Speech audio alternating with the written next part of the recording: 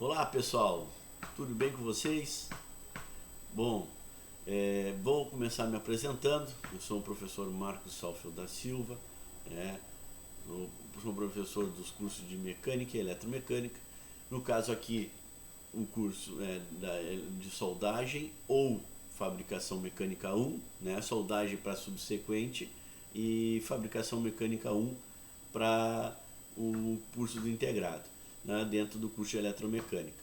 Bom, junto comigo, os professores que também vão dar aula para vocês, tanto teórica como prática, professora Janete Vieira, professor André Aldoni e professor Marlon Hartwig, certo? Então essa é a equipe de professores que vai atender vocês agora nesse início aí de 2022. Bom, para começar, vamos entrar na unidade 1, falando de uma parte de introdução, e inicial a gente vai entrar na parte 1.1. Essa nomenclatura 1.1 está de acordo com o plano de ensino que vai ser fornecido para vocês na primeira semana de aula, correto? Então, a parte 1.1 entra a introdução aos processos de soldagem. E primeira pergunta que vem é: por que utilizar solda? Antes de responder a pergunta, eu vou comentar um pouco sobre a soldagem, né? A soldagem é considerado um processo de união de materiais, também de fixação, mas ela tem um diferencial com outros, relacionado com outros processos de fixação, por exemplo, parafusagem, rebitagem ou até colagem, né? Qual o diferencial? Além disso, de ela fazer essa parte de fixação e também união, ela também faz recuperação de peças desgastadas e também, vamos ver, reveste peças com revestimentos especiais para determinada aplicação. Então, ela tem um diferencial e ela é um dos principais processos utilizados na indústria metalmecânica, né? Processos metalúrgicos que são utilizados na indústria metalmecânica. Esse é um diferencial dela. E respondendo essa pergunta, a primeira questão que a gente vai comparar, a gente vai ver a simplicidade, se é fácil a gente fazer ou não. Solda geralmente é muito fácil, é muito simples de fazer. E o custo?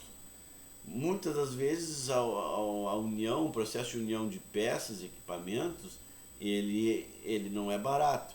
E comparado com solda, ele é mais barato, certo? Na maioria das vezes. Então, existem todas as outras variáveis que podem ser comparadas também, mas as primeiras duas mais simples, sem pensar em situações de mecânica ou de esforço e tal. Primeiro, a parte assim de custo e simplicidade, solda é geralmente a melhor opção, certo? Bom, o método de união, eu falei que ia comparar ali a solda com parafuso e rebite, só que o método de união são diferentes. É uma situação do parafuso e da rebitagem, o método de união é macroscópico, ou seja, as forças mecânicas a gente enxerga facilmente aí atuando no parafuso, na porca, né? Agora, numa situação onde a soldagem, brasagem ou colagem, essas forças são microscópicas, interatômicas e intermoleculares, ou seja, a gente não vê a olho nu. Essas ligações, para a gente conseguir verificar elas, vamos ter que usar um microscópio para verificar, certo? Bom, eu não vou trabalhar com vocês com definições prontas de normas, de autores de livros. Eu acredito, nós temos um bom entendimento da definição de soldagem para diferenciar principalmente da brasagem, para a gente não ter essa confusão de às vezes dizendo é solda ou é brasagem. Para me definir uma soldagem, eu teria que ter palavras-chave, né? E essas palavras-chave que eu coloquei aqui, tendo na sua definição, na hora que tu for montar uma definição ou ler uma definição, se ela contém que é a união de materiais através da adição de calor e que o material, a peça que tu está unindo, está em estado pastoso ou líquido, aí eu posso dizer que é uma definição de soldagem. a operação que está sendo executada, ou está sendo definida ali, é soldagem, certo? Outro conceito muito importante, a soldabilidade. Essa soldabilidade pela AWS, ela diz assim: a capacidade de um material ser soldado nas condições de fabricação impostas por uma estrutura específica projetada de forma adequada e de se comportar adequadamente em serviço. Quando eu vou me pegar só no final dessa definição, comportar adequadamente em serviço. Isso quer dizer que após a minha soldagem, que é o meu conceito, ele tá envolvendo após eu soldar, é que essa peça que foi soldada se comporte bem, ou seja, que de forma adequada, que não vai quebrar, não vai danificar. Por que isso? O processo de soldagem, ele naturalmente o material já sofre um trauma. Por que sofre um trauma? Eu tenho um material, às vezes uma peça grande, mas o volume que é adicionado calor é um volume muito pequeno. Então eu adiciono muito calor num volume muito pequeno. Então eu tenho mudanças ali no material, tanto de estrutura como até de química. Uma estrutura química e estrutura mecânica. Então, o que é importante no conceito de soldabilidade? É que eu verifique que o meu metal de solda, o que seria o metal de solda? Onde eu fundi, aquela fusão que eu tive na união, esteja o mais próximo do meu metal de base. O que é o metal de base? É a peça que eu estou unindo, certo? Então, quando eu tenho essa similaridade entre os dois, eu tenho uma boa soldabilidade. Agora, após a minha solda, o meu metal de solda tem comportamento e composição química muito diferente do meu metal de base, aí eu tenho uma baixa soldabilidade, uma ruim soldabilidade, certo? Que aí geralmente eles dizem que é difícil de soldar. Esse é o termo que eles usam. Que às vezes a gente pensa em difícil, é difícil de abrir a poça e fundir o material. Não, isso não é difícil. O problema, a difícil soldagem é que depois da soldagem ele vai se comportar de forma inadequada, certo? Os fatores que influenciam essa soldabilidade. Bom, o material, certo, né? Se o meu metal de base ele não for de boa soldabilidade, ou seja, não tiver uma composição química favorável para isso, eu vou ter problema de soldabilidade.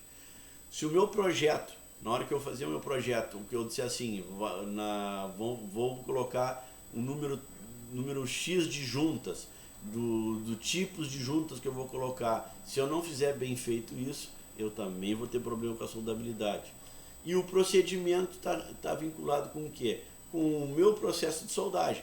Se eu vou escolher um consumível, uma máquina, que é uma fonte de energia boa, e o processo no final seja de também boa soldabilidade, certo?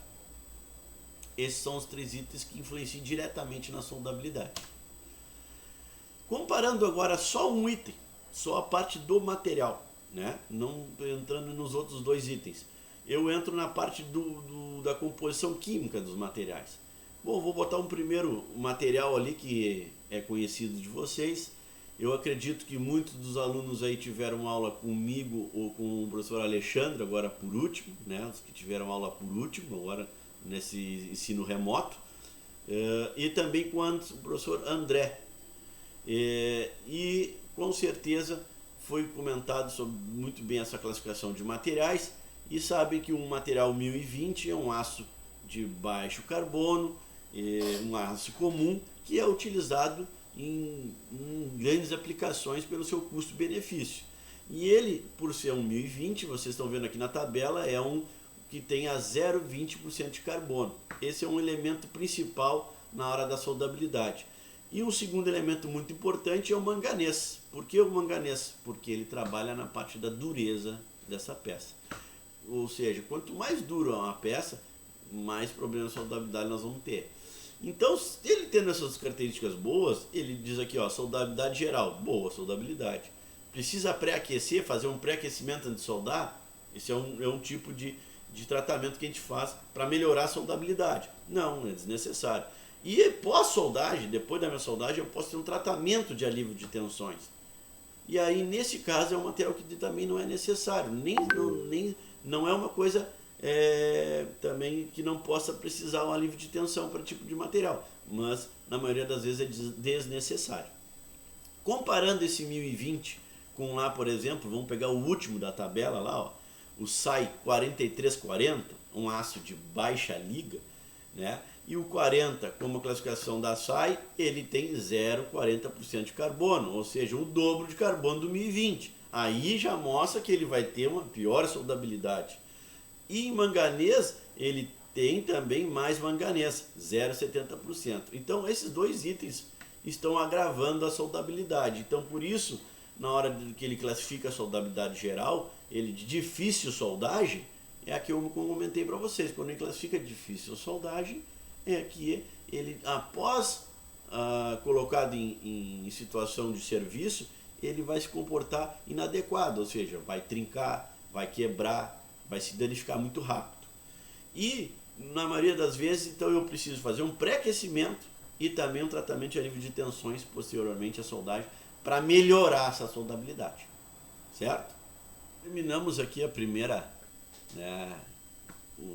parte 1.1 da unidade 1, que comentou sobre todos esses conceitos e definições importantes e conversamos um pouquinho sobre soldagem, certo? Muito obrigado, até a próxima aula. Valeu, pessoal!